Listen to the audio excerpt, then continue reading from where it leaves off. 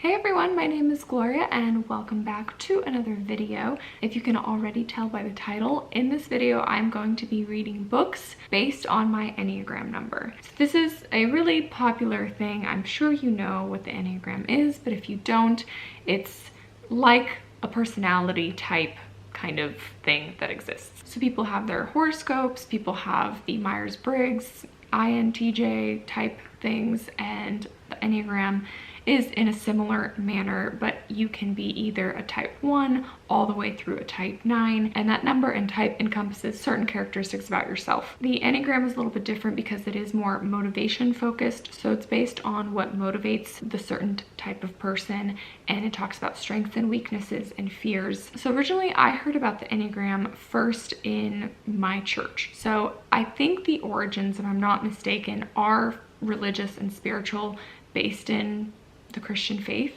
because a lot of Enneagram, even websites and books, are tied to spirituality. I believe it was like 2016 or 2017 that I read Road Back to You, which is a book on the Enneagram that I really enjoyed. I used to have it on my shelf. I actually don't know what happened to it, but that is also a book that I would recommend if you want to learn more about the Enneagram, but it is tied to spirituality and God and kind of like spiritual formation as a whole and living in the world as your type. Now, with my personal experience, I don't take this like super seriously, or I'm not like basing my life as my type, but I know what I am. I'm a type 6. I took the quiz, and also reading that chapter about what type 6s are like and what motivates them and all that kind of stuff, I was like, yep, that's me. So I'll briefly mention what a type 6 encompasses. A full half of the population may be 6s. It is the most popular type, so I'm not unique. Because they are prone to view the world as a dangerously unpredictable place and focus on what could go wrong, these cautious types crave security and are thinkers and planners. At their best, 6s are responsible, loyal, and trustworthy, but unhealthy 6s disproportionately perceive the negatives in any situation and doubt themselves excessively. So that's a little bit of like a summary of certain aspects of my personality. I'm definitely a worst case scenario thinker. I'm a big worrier. I'm a huge planner.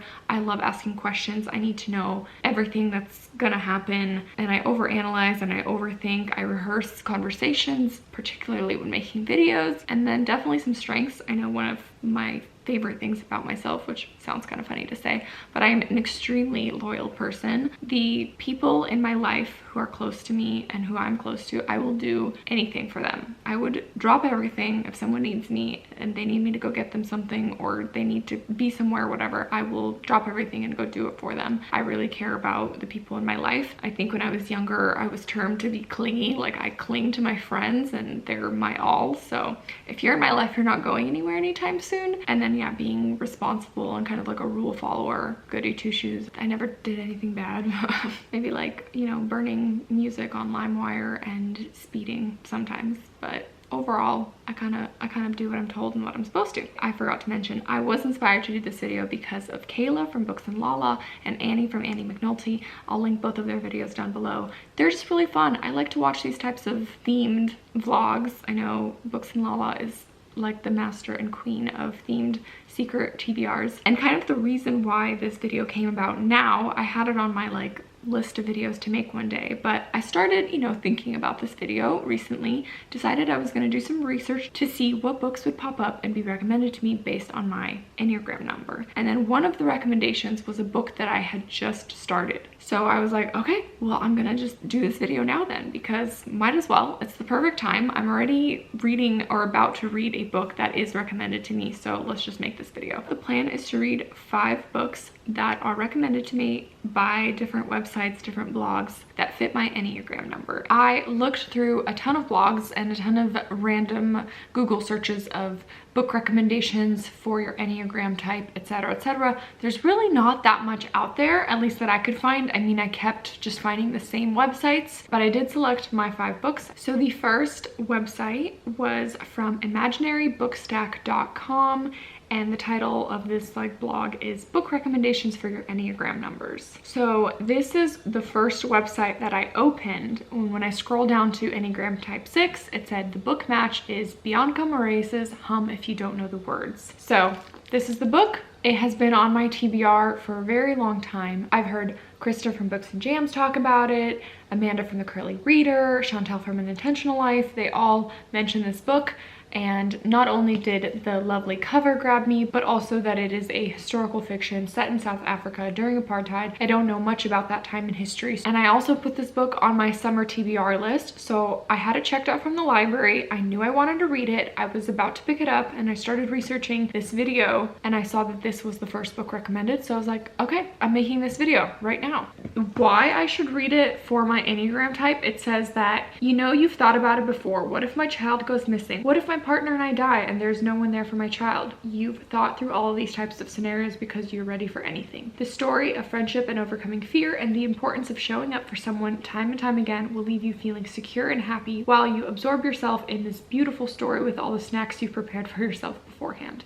I don't really snack when I read. So book one is that. And then another blog that I found was from A Cute Angle, a lifestyle blog by Ashley Angle. I scroll down to 6, The Loyalist, and the other titles for this Enneagram type are listed. The Committed, Security-oriented type, engaging, responsible, anxious, and suspicious. Suspicious is a good word for me. I feel like I'm very suspicious of everything and everyone. Anyways, the first book listed, hum if you don't know the words. So 2 tallies for this book already. The other books listed are The Book Thief by Marcus Zuzak. Read it, loved it. Haven't read it in a while, read it like way back when. Dare to Lead by Brene Brown, which is a self-help nonfiction. Brene Brown is gonna pop up a few more times. I just really wasn't in the mood to read or listen to a Brene Brown book, like a self-helpy book. I just wasn't feeling it, so I skipped that one. Pride and Prejudice by Jane Austen, a classic. Haven't read it, but it is my favorite movie, the 2005 adaptation. I could read a classic for this video, but did I choose that one? No. Instead, I decided to pick up Uncommon Type by Tom Hanks. This is a fiction collection of short stories from the famous actor Tom Hanks. Love Tom Hanks and his movies. I don't read very much short stories. I don't know how this is gonna go. We'll see. But this is the next one that I chose like from this list. The next book is from relevantmagazine.com, which is a spiritual faith-based Christian magazine, I believe. And this article's title, written in 2019, says The Best Books for Your Spiritual Growth Based on Your Enneagram Type. And this is a nonfiction, which I'm glad I added to this video because I do like nonfiction. And it is The Hiding Place by Corey Ten Boom. So it says, as a type 6, I perpetually carry deep, deep worries and the worst case scenarios in my life. I wonder how I could go on if I lost the people I love or suffered greatly. Corey Ten Boom lived all my worst fears. As they lived in a concentration camp, her sister said, Corey, you have to tell everyone. Tell them there is no pit so deep that he is not deeper still. Corey's story in The Hiding Place reminds me that God is deeper and stronger than my fears and that he will use pain and suffering for his great good. So The Hiding Place by Corey Ten Boom, a nonfiction biography story from this woman who was in a concentration camp and I'm assuming survived, maybe not. It's giving me a little bit of Anne Frank vibes, and I believe it's also set in Amsterdam. I couldn't check this one out from the library for some reason, but I will be listening to it on Libby. And then from a blog, Annie Likes Words, a literary lifestyle, type 6, The Loyalist, engaging, responsible, anxious, suspicious. For The Loyalist, I recommend The Female of the Species by Mindy McGinnis. This one I'm a little bit concerned about. It's also out of my comfort zones. Mystery thriller, which I don't mind mystery thrillers, young adult. This is more contemporary. It's more hard-hitting. There is content warning for sexual assault and like rape in here. I don't necessarily mind reading about those hard topics, but usually contemporaries tend to have a lot of explicit content and a lot of like stupid humor and language, which aren't my favorite things.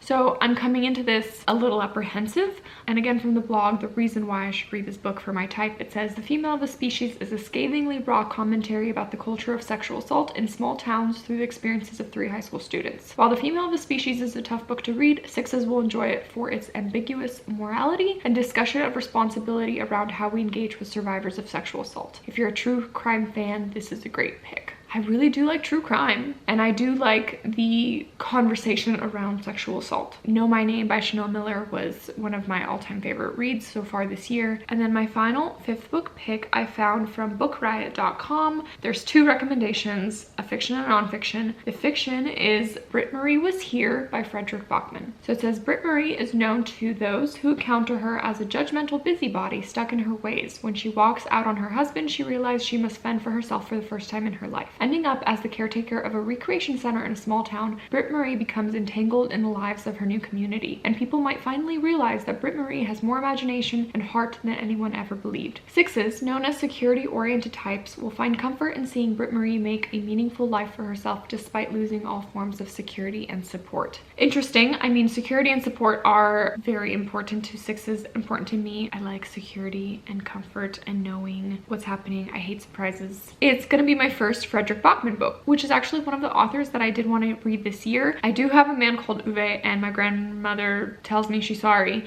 I have both of those on my bookshelf that I want to read, but I guess my first Bachman will be this one. This is a literary, contemporary, I don't know if I'm going to care about this lady, but we'll see. And then again, the other book that was recommended was I Thought It Was Just Me by Brene Brown, another Brene Brown recommendation for a 6. And I have nothing against Brene Brown. She's incredible. I'm not in the mood to read that right now. So I'm gonna skip it because otherwise I don't feel like I'm gonna love it for this video. So passing on Brene Brown recommendations for now, but you know, I'm sure I'll pick one of her books up at some point. And then I'll just briefly mention some other books that were recommended for my Enneagram type. Time Traveler's Wife, a popular, I think, historical fiction. Count of Monte Cristo, on my to-read list, one of my favorite movies as well. Haven't read the book, and yes, I want to read it, but for a video it's really long and I feel like I'll just be very overwhelmed, so I wasn't ready to commit to that. The other books that were recommended that I just wasn't in the mood for right now were Lord of the Rings,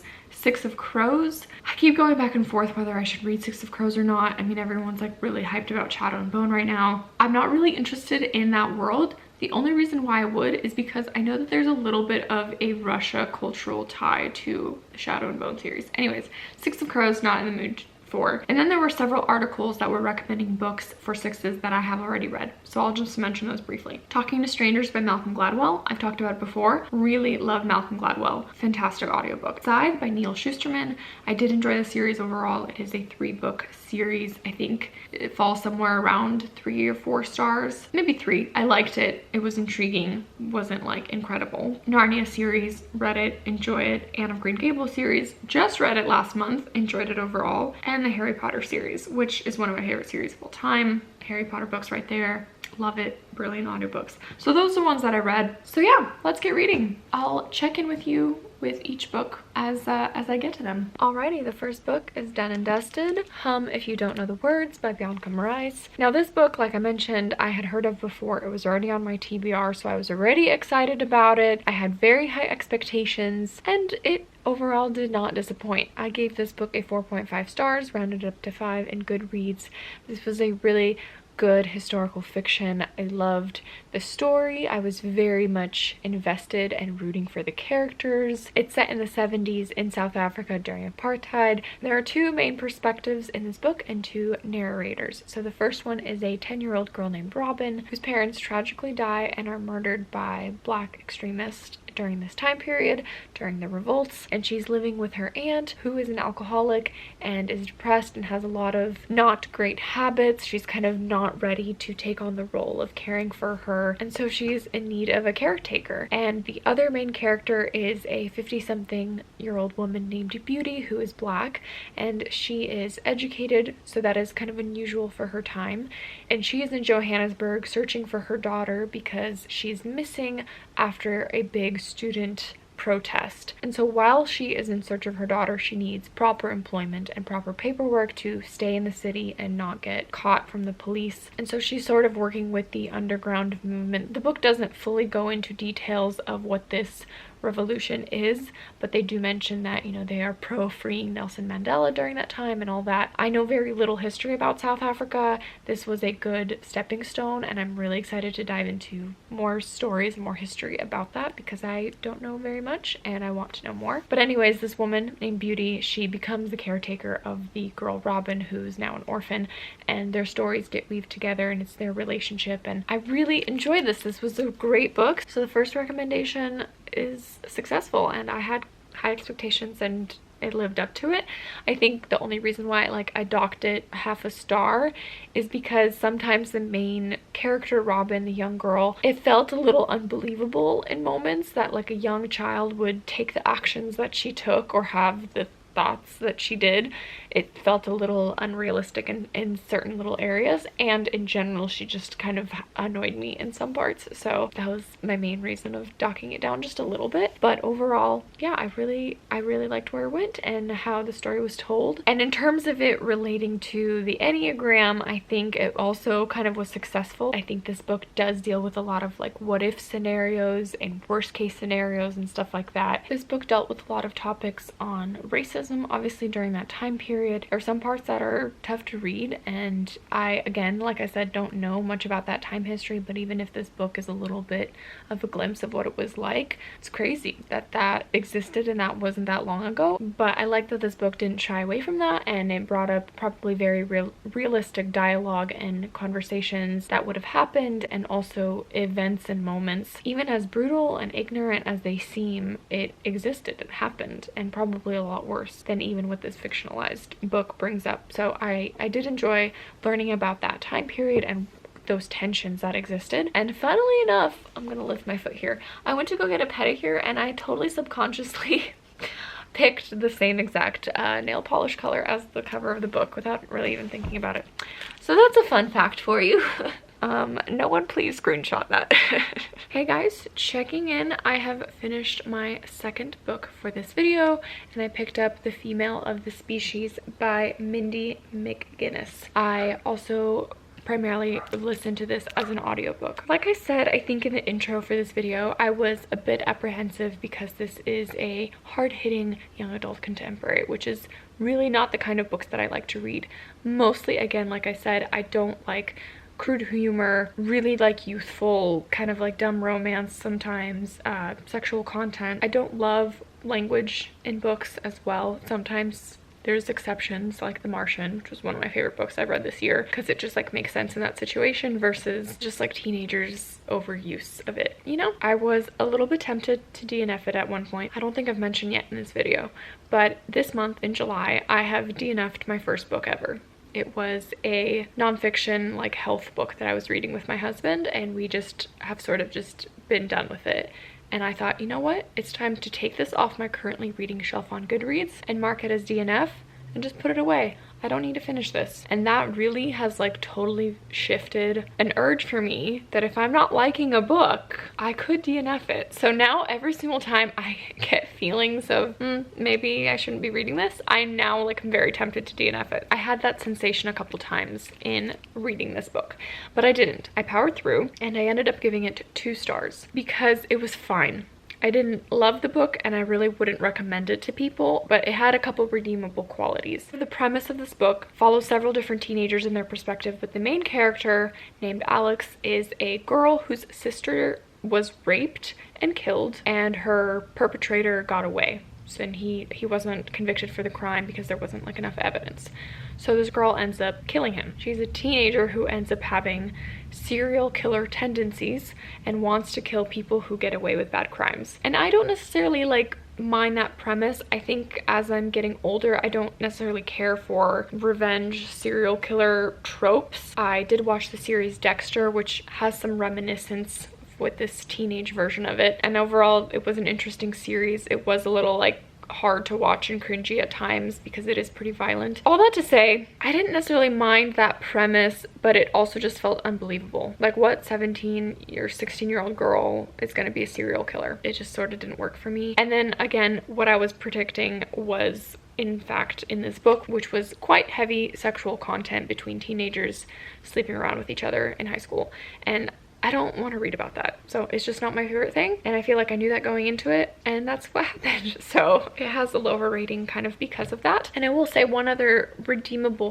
thing that I did kind of enjoy about this book was that it does have a critique on sexual abuse and the whole boys will be boys thing, and in general kind of society stance on rape culture, those kinds of stereotypes that exist around sexual assault and rape culture, which was interesting to read about somewhat. So that was one other kind of redeeming aspect of this book, but overall, again, not my favorite. Moving on to book 3 that I read for this video, and it is Britt-Marie Was Here by Frederick Bachman. I went into this book open-minded, but also a little bit apprehensive. It was my first Bachman. I was a little bit intimidated if I was gonna like it or not, because a lot of people love this author. I just didn't know how I was gonna feel about the premise of this book. It didn't really excite me. I don't necessarily care about kind of like small town vibes. Nothing's really happening. I feel like there has to be some sort of bigger plot here. And this book just didn't work for me. I gave it a 1.5. I was so bored. I was so bored with this book. I just really did not care about the character at all. This like in her 50s, 60s woman who moved to this small town, left her husband because he cheated on her, befriended the townsfolk, started caring for a kid's soccer team, started developing a relationship with the cop in the town. I don't know if it was like a lost in translation thing too. This book is set in Sweden, and I think it was originally written in Norwegian, perhaps. I think the author is that. Could be wrong. He could be Swedish, I'm not sure, but it didn't work for me. I feel like I can understand why people would really like this book, because I did see that it was very highly rated by quite a lot of people, but I really did not care. I was so bored. Nothing really excited me. It was a little bit emotional. The character did annoy me, but I feel like that was written on purpose because she did have these like obsessive OCD tendencies to clean and to be kind of this like nosy busybody and be very blunt. So she did lack a little bit of like social cues and awareness in certain situations that she found herself in, which was interesting to read about. I feel like in general there's not that much representation in books with kind of some of those like mental health issues. So that was interesting. Again, a redeemable quality for this book. But yeah, like I said, overall, it just didn't work for me. And now I'm a little scared to read other Bachman books because are they gonna have the same vibe? Like A Man Called Uwe, I know, is about an old man who wants to kill himself, who's in a small town and like befriends the community and eventually, you know, has like an arc of finding freedom from whatever like depressive state he was in. I'm sure it's a sweet story about an old man. I guess this is technically like a sweet story about an older lady, and I didn't care for it. So I'm a little bit scared I'm not gonna like A Man Called Uwe, and my grandmother, you know, called to tell me she's sorry or whatever, I think is also, you know, has the grandmother as the main character.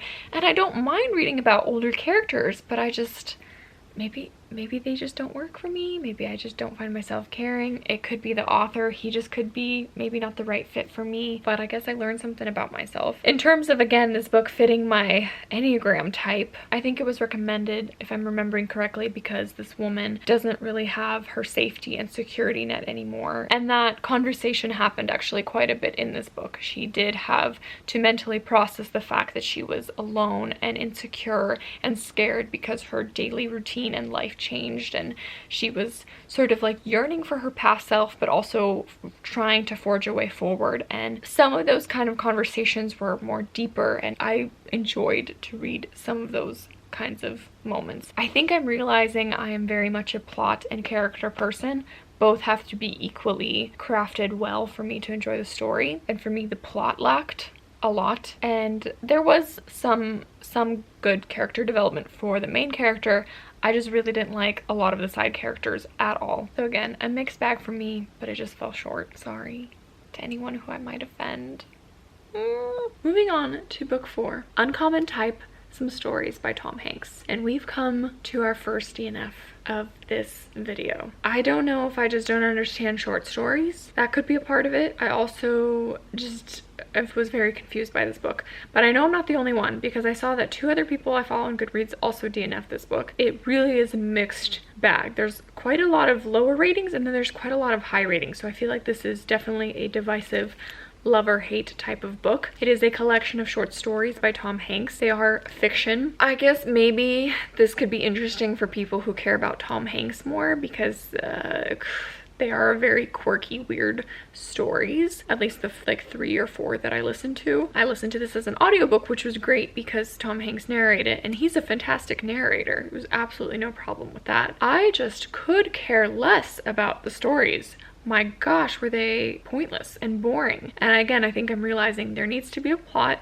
and there needs to be good character development. And in essence, short stories don't accomplish that because they are short. They're too short for there to be severe character development or really any kind of meaningful plot to happen. And it was strange, and it was also way too sexual for me. I was very surprised, but the first story at least was a guy starting a new relationship and kind of their like sexual exploits, a random breakup. It was so strange for me, and I feel like I could maybe see people who like strange stuff enjoy this. I'm not one of those people. Unfortunately, the blog that this was recommended from didn't really have any explanation why this person recommended this book for Enneagram 6s. This one's a no, it's a DNF. I feel like, you know what I want to read that I would really like? Tom Hanks' memoir. Does he have one? Should he write one? Yes. If it doesn't exist already, I would in a heartbeat listen to that over his fictional work. Sorry, Tom Hanks. You're great, but this didn't work. And while I'm here, I'm going to talk about another DNF. Yes, another one for this video. Because I DNF'd this, I thought, okay, I still want to complete 5 books for this video. So I'm going to take a back burner suggestion by the none other than Kayla from Books and Lala herself. So she wrote on her website a little blog about Enneagram recommendations based on her followers. So she tweeted for followers to write what their Enneagram number and then link to their Goodreads favorite shelf. And she kind of combined certain things and created a little picture I'll insert here of recommendations for each Enneagram. So these are the recommendations for type 6s. I am not really interested in any of those. Raven Cycle, not for me. The Karen Slaughter book I know is a very popular thriller, but I know that it is extremely content warning for like everything. So I don't feel like I'll like it. I think it'll be too much of a hard-hitting, gritty thriller, and I don't like those very much. Crazy Rich Asians, I have watched the movie and I really enjoyed, but I have no desire to read the book. The only one left on this list was My Lovely Wife, which is a thriller. And everything that I just said I don't really love in thrillers, I should have listened to myself a little bit more. So I started listening to this book as an audiobook. I got to 30%. And then I DNF'd it. The premise is a husband and wife, and they're both psychopathic serial killers. But unlike Female of the Species, which has somewhat a redeemable quality of wanting to kill bad people who are inherently evil and get away with bad things, and you want to rid them, vigilante justice. This is in fact literally just a psychopathic married couple that loves to kill, and they just do it. They just kill seemingly random people, and they follow patterns of old serial killers to kind of like get away with it. And it was a no. It was a hard pass for me. Not only do I not want to read about absolutely like devious, terrible characters with no good in them, this also just felt like cringy and wrong. There's also cheating in it and bad language. And then surprisingly, even though I DNF'd at 30%, I already feel like I know exactly where this book is gonna go, and I have no desire to finish reading it to find out if I was right or not. And I did read some other Goodreads reviews, and I did see that people said it was also predictable. And there's honestly just way too many books and good books out there that I want to pick up to waste my time listening to an 8 to 10 hour audiobook about psychopathic serial killers. Didn't see that coming, that we'd have 2 DNFs in this Enneagram video. Alright, so let's wrap up this video. I finished my technically 5th book that I picked for this video, but because I DNF'd 2, it's confusing, and this is actually my 4th book that I read. So I read a total of 4, DNF 2. The 4th I read is The Hiding Place by Corrie ten Boom. This was the only nonfiction on my list, and this was a nonfiction biography about Corrie ten Boom's life surviving World War II, being imprisoned, and then going to a concentration camp, and then writing to tell about it. And my goodness, did I save the best for last. This was an easy 5-star read. Definitely a new favorite book of all time. An incredible story. I cried so much. It was so emotional. I'm just getting a little bit emotional even thinking about it, because it was so touching, and I can't believe I have never heard about it. I can't believe I have never heard anyone talking about it. Maybe I just like missed the boat. This was such an incredible story about this woman who has such ferocious faith. If you don't know anything about this story or this book, Corrie ten Boom was a watchmaker in Amsterdam living with her father and her sister, and she was, I believe, in her 50s when World War II kind of broke out. And her family were very devout Christians and just loved the Lord, had such strong faith and prayer life, and they truly loved and took care of people. So when Amsterdam was occupied and Jews were being taken to concentration camps, Corrie ten Boom and her family got involved in the underground and hiding Jews and getting Jews out of Amsterdam and finding them refuge, and just it was incredible how her and her family saved so many people. Eventually, they did get found out. She was imprisoned along with her father and her sister. Her father died in prison, and then her and her sister were taken to Ravensbrück concentration camp, and her sister died there. She did survive, ended up writing this book, having an incredible testimony to share with thousands and thousands of people. She also set up a lot of stuff to help people post-war that survived concentration camps to kind of try to go back to living a normal life. What an incredible book. That was just kind of some highlights that happened along the way, but this book is truly full of miracles that happened to her, and it was even extra like emotional and convicting for me because of the faith that this woman had and her just full abandoned trust in God in the most uncertain and scariest of circumstances. She had such positivity and outlook. It was just incredible. I can't believe it. A new favorite. I am so happy I read it, and so happy that this video, despite some duds, led me to reading this book because it was so good. So that wraps it up. 2 DNFs, Uncommon Type by Tom Hanks and My Lovely Wife by Samantha Downing. Both were no-goes. Britt-Marie was here, 1.5 stars, didn't care. The Female of the Species, 2 stars. It was fine, not really a book for me. Hum If You Don't Know the Words, 4.5 to 5 stars. Really good historical fiction. Enjoyed this one immensely. And then, like I just said, The Hiding Place by Corrie ten Boom, easy 5 star. So 2 5 stars and the rest were mediocre or terrible. So I'm not really sure what this tells you about me. I think I learned that short stories are not for me. Young adult contemporaries are not for me. Gritty thrillers are not for me. And potentially Frederick Bachman might not be for me. Some of those things I feel like I already knew, but this video confirmed those. Thank you so much for watching this video, for tuning in.